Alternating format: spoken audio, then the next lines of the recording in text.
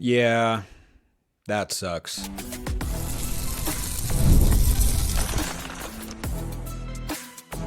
You are Locked On Ducks, your daily podcast on the Oregon Ducks.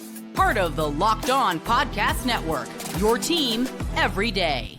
Yes, it is that time once again for Locked On Ducks. I'm your host, Spencer McLaughlin. Thank you so much for making this your first listen or your first view post-Oregon season ending in the postseason. Again, it's part of the Locked On Podcast Network, your team every day and your number one source to stay up to date with the Ducks. Full-fledged reaction and thoughts coming here on the show. Thoughts on the women's season coming to a close as well, which feels much better than what the men just endured. And this episode is brought to you by our friends over at Game Time.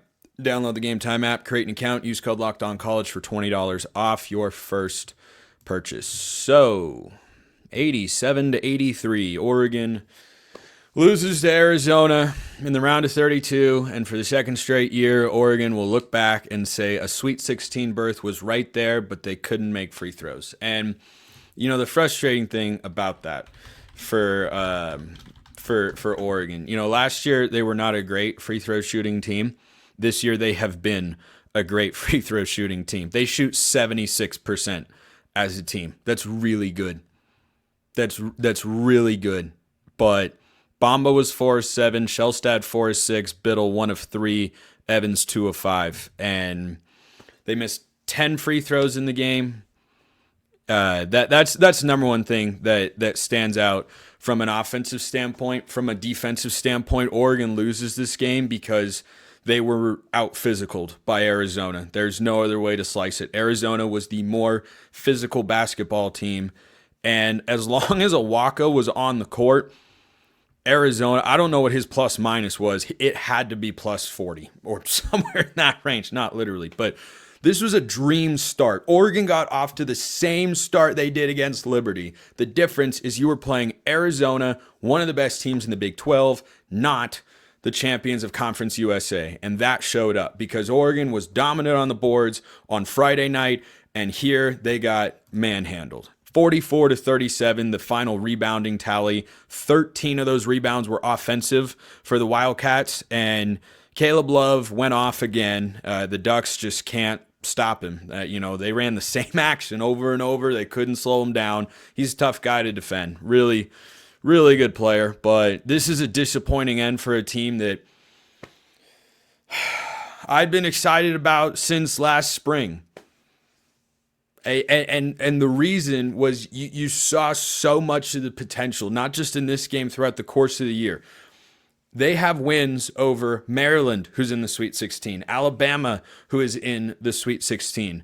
They did not beat Michigan State.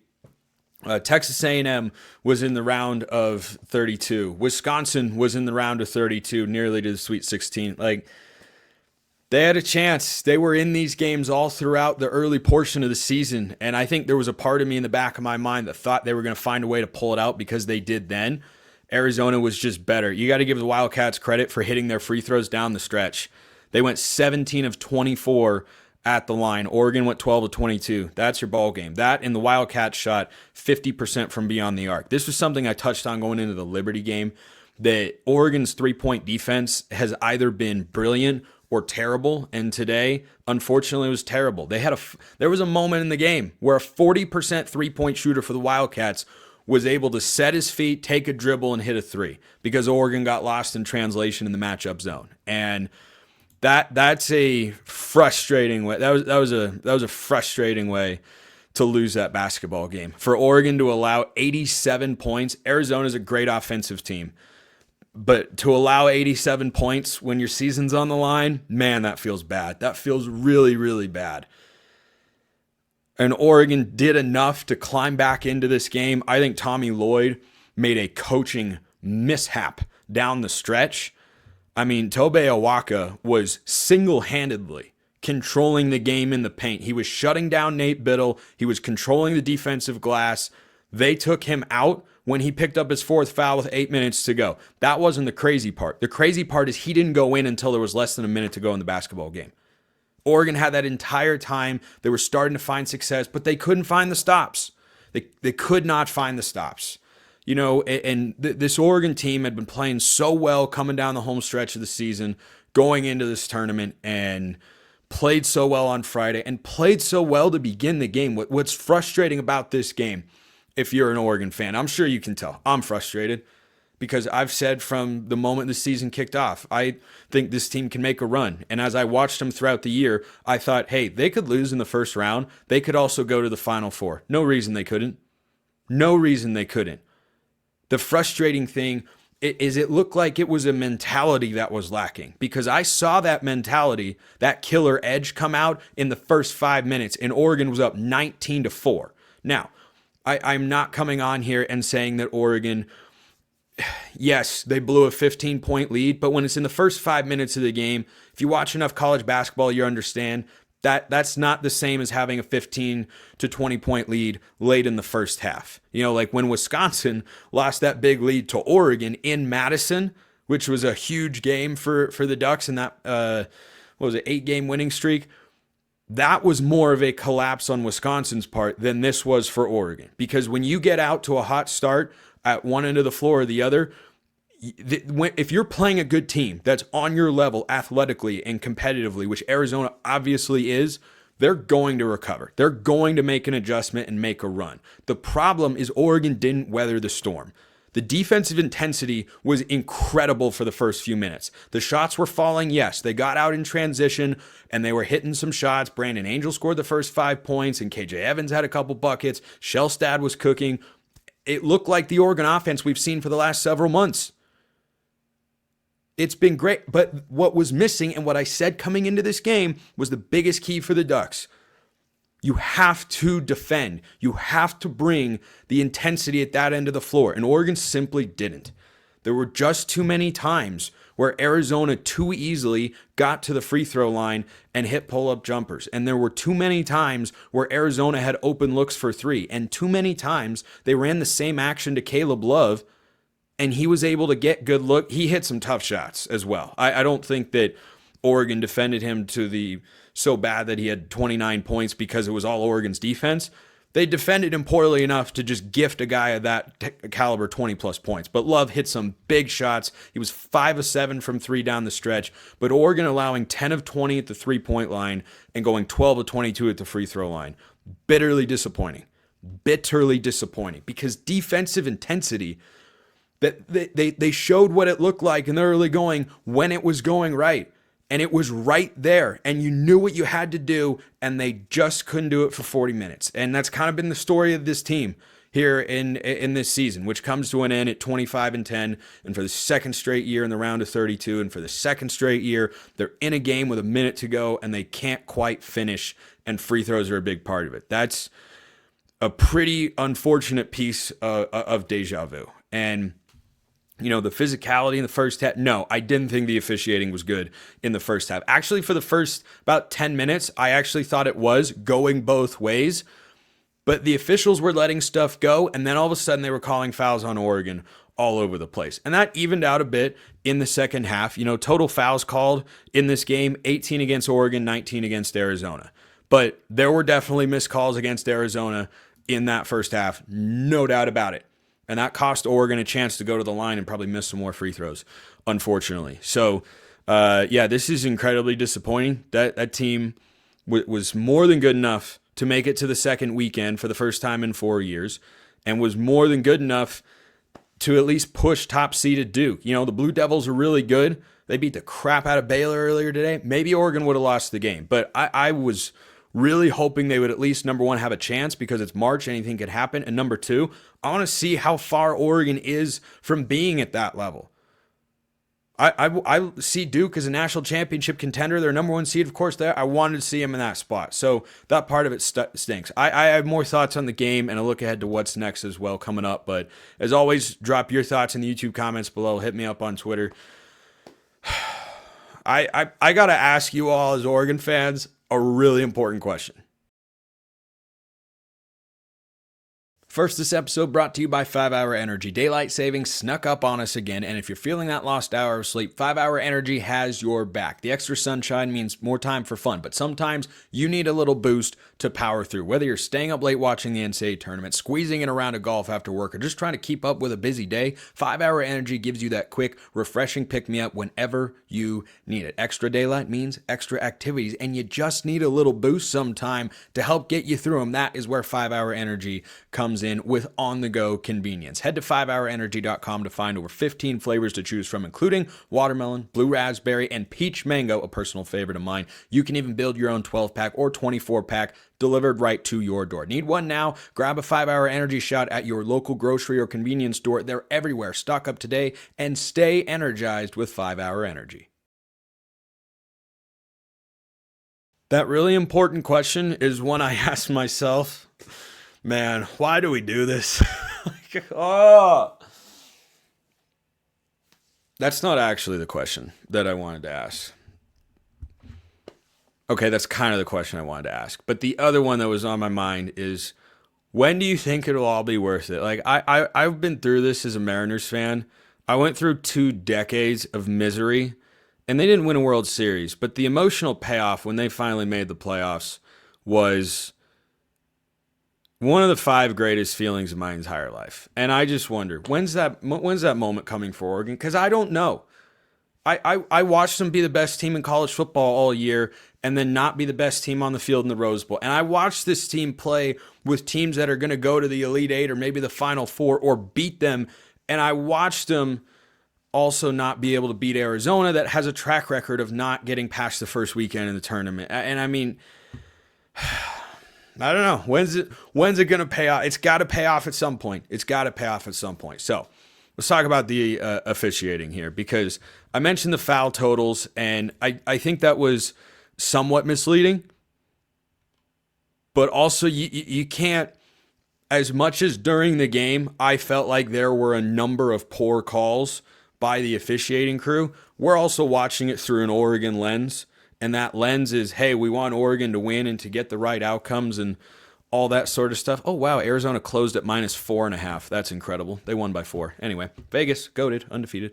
So I look at what Oregon had to deal with in this game. I don't know what Nate Bittle did to the officiating gods, but clearly he ticked them off because, man, he cannot draw a foul at one end, and he cannot avoid being called for fouls that aren't fouls at the other end. One in particular was just so bad. He swiped down, hit all ball. The official waited a full second or 2 before he blew the whistle, and you could hear Bittle say, "What? How?" And it was exactly what I was thinking, like, what? How? And that was just one of several calls. But Nate Bittle, you look up, and this is, why watching a game always gives you better context than just the box score. I always say stats are a starting point, not an end point. Nate Bittle, 16 points, 11 rebounds, and 1 block. Probably his worst game of the season. Probably his worst game of the season. He was getting pushed around. Yes, he was absolutely getting fouled sometimes. There was a moment KJ Evans went jumping for a rebound, literally got shoved to the baseline. No foul call. Arizona got the layup, or got the rebound and laid it up for 2 points. So, yes, I did not think there was supremely even officiating at times. You also have to remember, Awaka, their big guy who was controlling everything, was called for 4 fouls with 8 minutes to go in the game. But he had 14 rebounds in this one. 5 of them were offensive. And Oregon just wasn't crashing the offensive. They weren't able to rebound. Awaka was just too much of a big, strong presence in the center of the paint. And Bittle, when he was on the court, guy had his number. He was not able to adjust. Bittle's points came. I don't know the exact splits, but 16 points, 11 rebounds. He had a block and 4 turnovers. I'd imagine 12 of those points, maybe 11 because he had 3. I'd imagine 11 of those points and 8 of those rebounds and none of those turnovers came when Awaka was on the floor. But when he was, Nate Bittle got worked. No other way to put it. Now, he has a question as to whether he wants to come back next year. And yes, I absolutely want Nate Bittle to come back. I absolutely want that. It'd be his 5th year. Oregon is not in this position. They were not in this game without Nate Bittle coming alive in the second half and taking advantage of what I thought was coaching malpractice on the part of Tommy Lloyd for Arizona. But I think that this was an unfortunate time for Bittle to play one half of basketball where not only was he not a factor, it felt like he was a liability, where he touched the ball and it resulted in a turnover more than it even resulted in a shot attempt at times. And defensively, not being able to consistently secure the rebounds was also an unfortunate occurrence.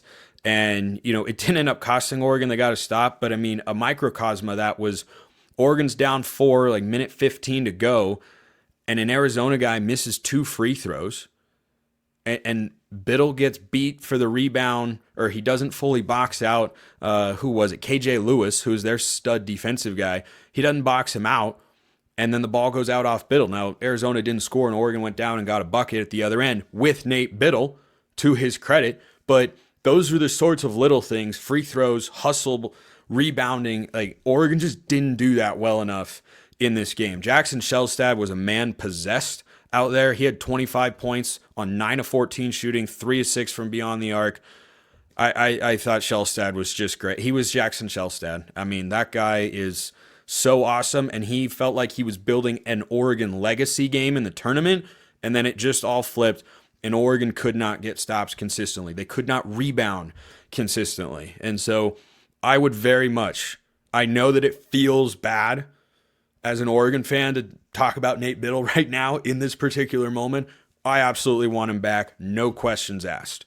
I had a question on the show the other day. Did he get snubbed to be even an honorable mention All-American? I said no. I don't think so. He didn't have the numbers for it. Well, I think he knows where he has to improve. He's got to figure out how he can get a post move going left, whether it's a turnaround fadeaway or a left-handed hook. I don't care. Probably a fadeaway, but got to be one of those. But he's got to bulk up a little. And, he's going to evaluate what his NBA draft stock is. He's a guy who can play in the league.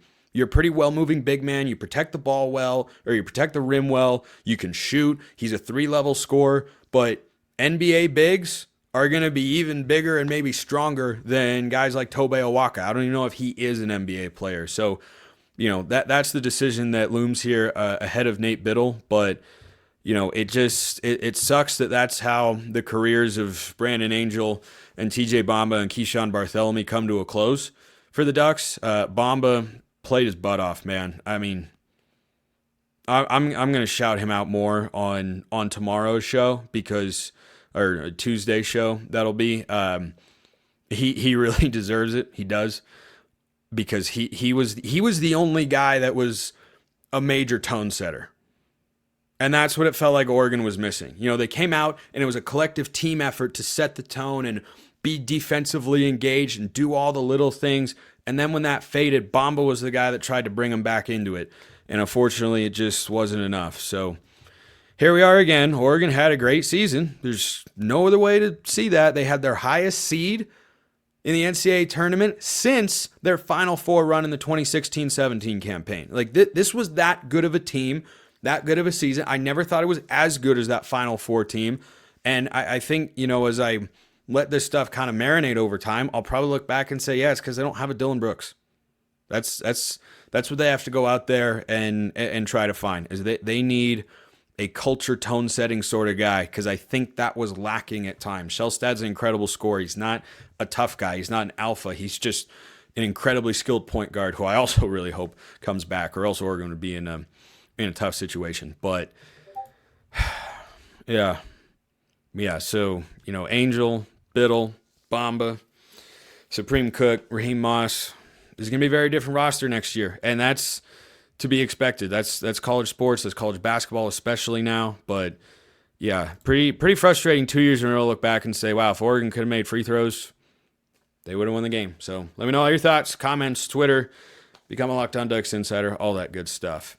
The Oregon women also came up just short, but a much more optimistic angle right now after their loss to Duke.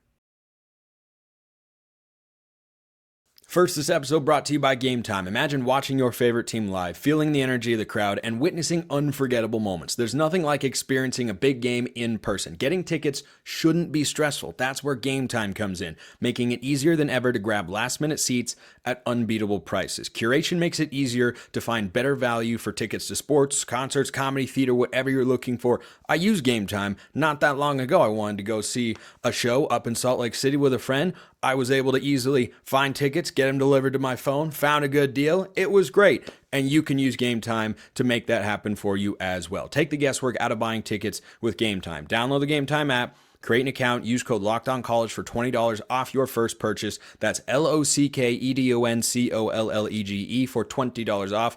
Download Game Time today. Last minute tickets, lowest price, guaranteed.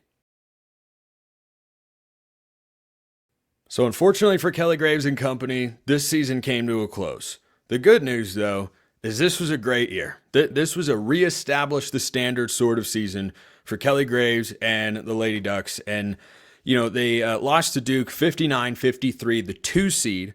That had to go to Duke's own arena. They were at Cameron Indoor. It wasn't a men's game level of craziness, but Cameron crazies were there. And Oregon controlled a lot of this game, particularly in the first half. So before I get kind of to the game recap, I just want to crystallize my thoughts again here about, you know, the season this Oregon team had. They hit 20 wins, didn't win a game in the Big Ten tournament, but won a game in the NCAA tournament, very nearly made the second weekend of the Big Dance. So that in and of itself is such a huge accomplishment that cannot go overlooked. The challenge now comes with what happens next. How does the roster reload going into next year? Because, look, unfortunately, Peyton Scott went down in this game. I would love to see what this game looked like for 4 quarters with her on the floor. Oregon did a heck of an effort. I'll get back to that. But Peyton Scott got injured, unfortunately. Deja Kelly, it was her final year of eligibility. She had an incredible game again, but the roster's going to look very different for the Ducks next year. I mean, you've got Deja Kelly, who's gone. I believe Philly Che is out of eligibility as well. She's played over 27 games in all 4 of her years, and what a career she has had, just a double-double machine. She was great earlier today as well.